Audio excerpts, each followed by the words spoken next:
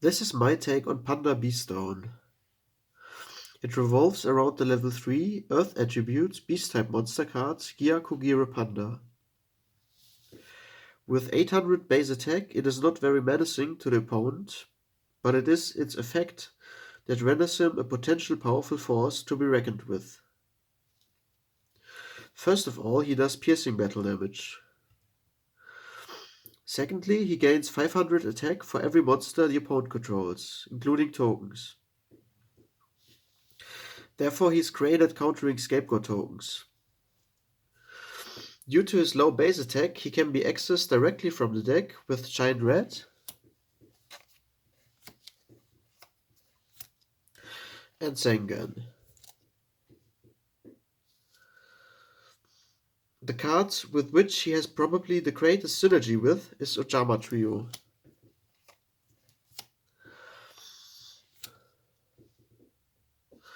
With no monsters on the opponent's side of the field, Ojama Trio instantly raises Depender's attack by 1500 points to a whopping 2300 attack.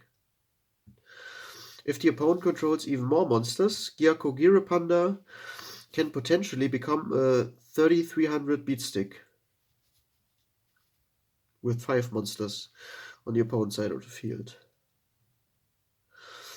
For his level 3, he can benefit from the protection of level limit area B.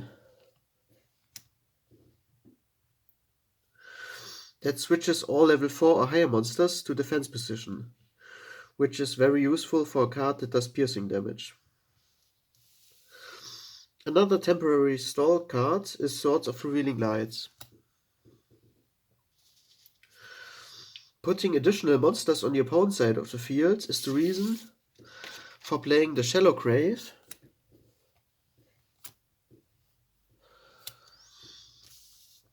and Spear Cretin.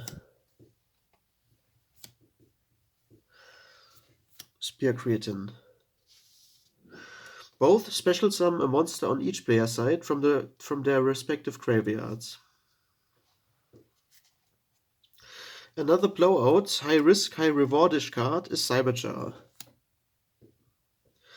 If it specials enough smaller monsters on the opponent's side of the field, while we control at least one Panda. Cyberjar can also work great alongside level limit area B, gifting the opponent monsters with which he cannot operate. Windstorm of Etaqua can force the opponent to switch their monsters' battle positions. It can be used defensively and offensively, protecting our Panda from attacks and doing piercing damage on monsters that were summoned in attack position beforehand. Recycling mainly our Ojama Trios is the reason for playing Mask of Darkness.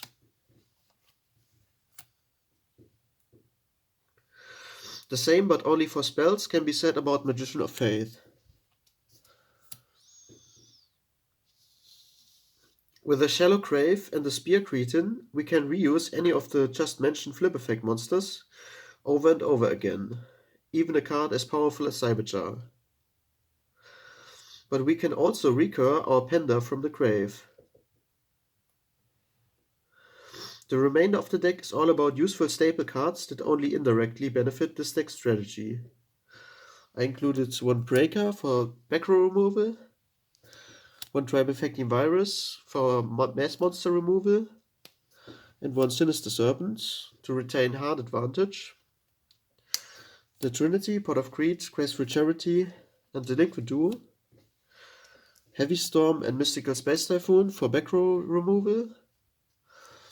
And one Snatch Steal and Premature Burial, as well as the quadruplet of trap cards, being Mirror Force, Torrential Tribute, Ring of Destruction, and Call of the Haunted.